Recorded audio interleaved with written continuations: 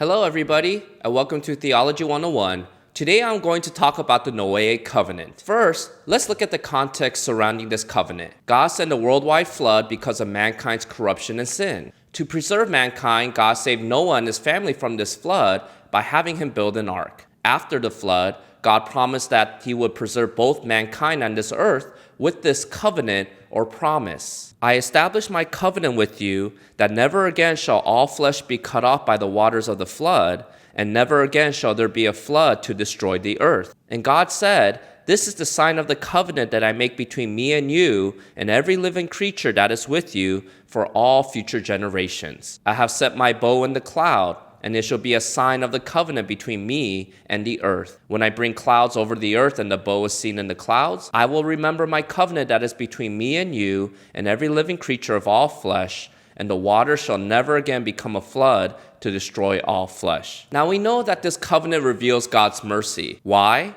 Because the problem of sin was never solved through this flood. So technically, God could have kept judging every generation of people with the worldwide flood, but because of his covenant, God will never again destroy mankind and this earth with the flood. In fact, God not only promised mankind, but all the animals of the earth. Typically, a covenant is accompanied with a sign. For example, when a couple gets married, the sign of their covenant is their wedding ring. It is a symbol that reminds them about the conditions of their covenant. In the same way, God gives a sign to us to remind us that he will never again send another worldwide flood. Do you remember what the sign is? A rainbow. By the way, a rainbow requires water droplets to be floating in the air. This is why you see them after it rains, because the clouds need to be cleared away from the sun in order for a rainbow to appear. So literally, a rainbow tells us that a storm has stopped, which points back to this covenant that God will never allow a worldwide flood to destroy this earth again. We know what this covenant promises and the sign of this covenant, but how long would this covenant last? God tells the answer. "When the bow is in the clouds, I will see it, and remember the everlasting covenant between God and every living creature of all flesh that is on the earth." This is an everlasting covenant, meaning that as long as there is an earth, God will not destroy it. Now here's the thing about this covenant. The Noahic covenant connects back to the creation account because this covenant is God's way of quote-unquote starting over and recreating this earth. Theologians have called this covenant the beginning steps of God's restoration plan. What is this restoration plan? Good question.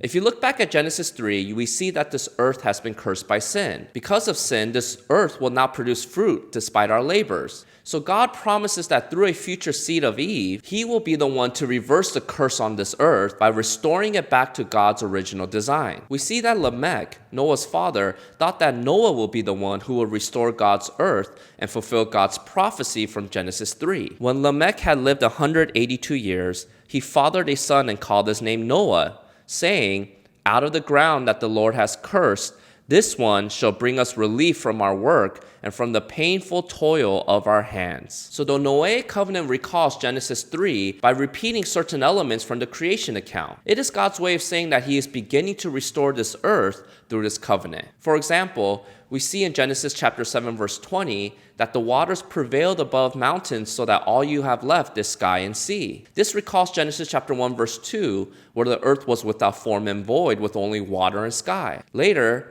God made a wind to blow over the earth and the water subsided, which recalls Genesis chapter 1 verse 2 where the Holy Spirit hovered over the waters in creation. By the way, the word for breath and spirit is the same word in Hebrew. Then when the flood subsides, we see dry land appears, which corresponds to the creation account when dry land appears as the waters were gathered. Finally, God commanded Noah and his family to be fruitful and multiply to fill the earth, which repeats God's commandment to Adam and Eve. So we see that the Noahic covenant is described with language that will have the reader think back to creation like a movie director repeating the same scene. Therefore, the Noahic covenant is the beginning steps of God's restoration plan to quote-unquote start over and recreate this earth with a new human population. This idea continues with the Exodus story where God reveals his power to restore creation. God performed 10 plagues, with 3 plagues each dealing with water, land, and sky.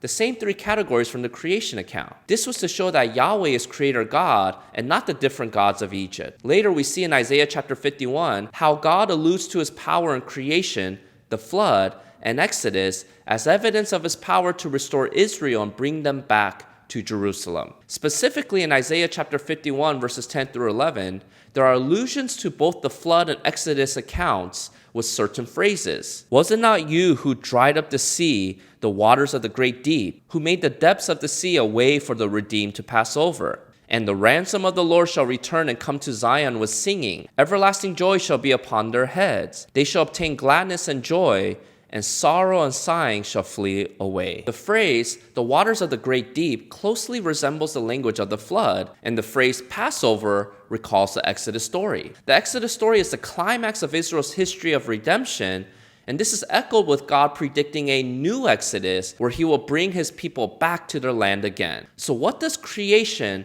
the flood, and the Passover have in common? These three events illustrate God's power to restore creation, and the Noahic Covenant is the first domino to fall in this process. So where does this process of restoration end? How is the Noahic Covenant finally fulfilled? We see the final picture in Revelation 21 verse 1. Then I saw a new heaven and a new earth, for the first heaven and the first earth had passed away, and the sea was no more. Notice that the final place where believers will be with Jesus is on the new earth. But notice something different about this new and renovated earth as opposed to the earth we currently live in. There is no sea. It does not say that there is no water, since we do see the river of life on this new earth. However, this new earth will no longer have oceans. Why?